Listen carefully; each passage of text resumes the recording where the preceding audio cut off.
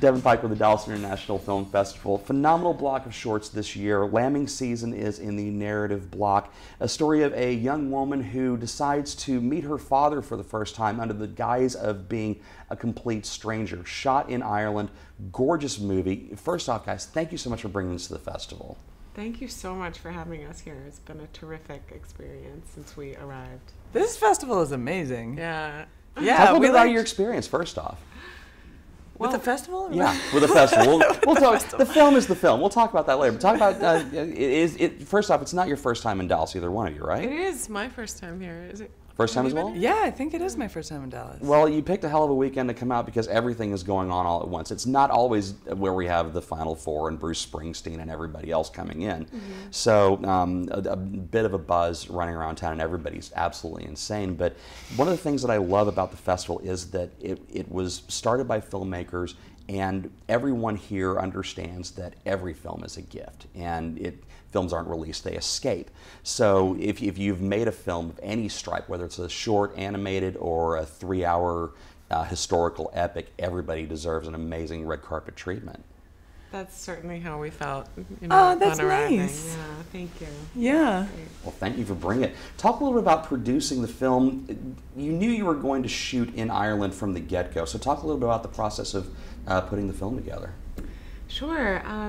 Well, I had a terrific producer and producing team that helped me on this, Juliette Lashinsky-Ravine and Jessica Caldwell, and we kind of planned, the regular pre-production steps, and then very amazingly, a lot of my friends decided to come on their own steam and help make it, and then we hired some people over in Ireland, so it was an Irish and American cast and crew.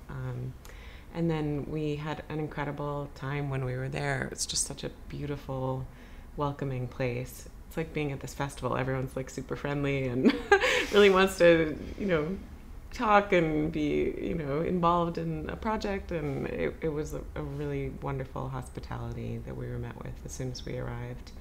So it was a great experience shooting on location there. I'm Irish American myself, but I've never had a chance to be in Ireland. So just having the country as your background, you can't replicate those kinds of environments here in the States, just from the gentle rolling hills, and everything is just so lush and green when you're looking at it. Yeah. Are you just looking at it saying, if I were a DP, I would never want to leave this country? Yeah. Well, besides the fact that it's raining on you every 10 minutes. The weather actually there is they have a very low hanging clouds, and it rains about 10 or 15 times a day. So we were constantly battling. We were like, now it's sunny again.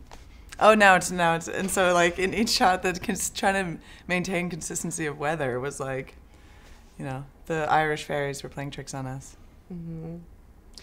There's it's a really deep personal story for anybody who's either been estranged from their father or doesn't have a relationship to begin with. When you're writing out the script, did you already have the characters' plot movements pretty much from the outline, or did they surprise you as you were writing it? Oh, a lot of things surprised me. I mean, I knew the general shape of the film going into it. I think that I wanted to have a father and daughter who were both, polarized and unable to really be truthful and see each other, that ultimately had to, pull their masks off and face each other given the circumstances of what happens in the plot. But I didn't know, like, beat to beat, moment to moment, what that might look like in terms of the narrative.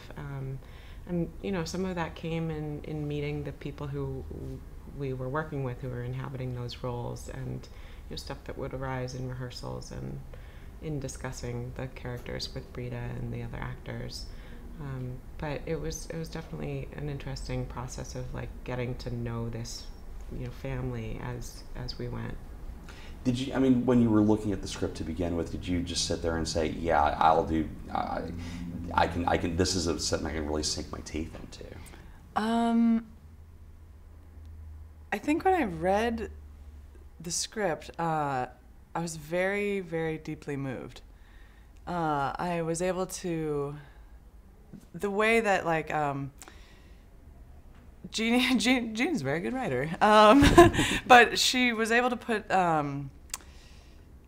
you know, when you have a loss of something or something that has never come to be, you almost have to create what it could be. And in between the lines of, and you know, when I looked at the script, there was this world of the perfect relationship, the ideal relationship with a father. Like the hopes and dreams are evident in, you know, and when you have people on a page where they're, you know, what they're doing is being reflected, and their hopes and dreams are also being reflected, it's easy to get caught up in. And so I don't know, it was beautiful and it was thrilling, and it's a short film, but it's completely has this complex interwoven relationships, family dynamic and relationships and metaphor, and like it's a lot compacted into what, you know, 20 minutes then to 15 minutes, and it's this twisty, turny, windy lifetime of these people, and it was amazing to see a short film like that. I'd like to see what a feature film would look like that. There'd be like 100 million lifetimes in what is it, 70 pages, 80 pages, 100 pages, 90 pages. Okay. Well, that begs the question then: have you given any thought to expanding this into a feature script?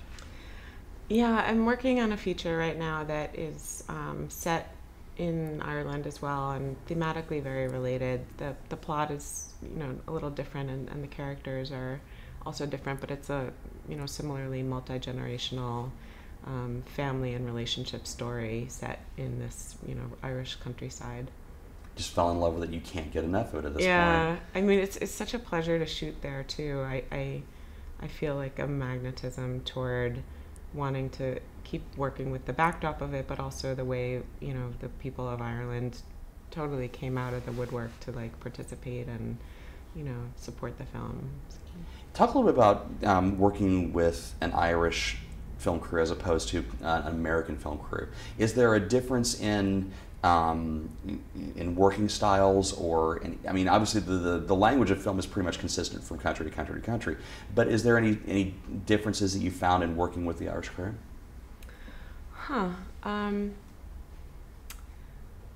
I guess that's a tricky question, because it was both an Irish and American crew, and I mean, I feel like they were all my friends at this point, but I did just meet some of them over there on the spot. But I guess there was just a real warmth and like a real sense like, we're gonna get it, like calm down, like we're gonna get the movie, we'll work late, like everything's gonna be in the can, like just do the movie, we all believe in it. So that was really nice. Is there a plan for any kind of inclusion in a compilation, or releasing it on possibly paper on iTunes or Vimeo or any of those other outlets where people outside the festival circuit can get a look at it? I'd love to ultimately get there. We're playing in a bunch more festivals coming up, so I want to kind of see this part through, and then ideally, you know, try to get it out there for more people to see. I always hate asking that question, because you can see the flash of, no, not yet, dang it. So why not? Thanks for the knife, Pike. Why are you buying? Oh, okay. Yeah, I got to get my own documentary finished first. We'll chat about that later. The short is lambing season. It's here at the Dallas International Film Festival. Dallas International. Come on. Dallas International Film Festival. We all say it together 3 times. You can find out more about lambing season and all the rest of the films at dallasfilm.org. Guys, thank you so much for bringing this short to us, and I hope you have a fantastic remainder of your stay here in town. Thank you for having us.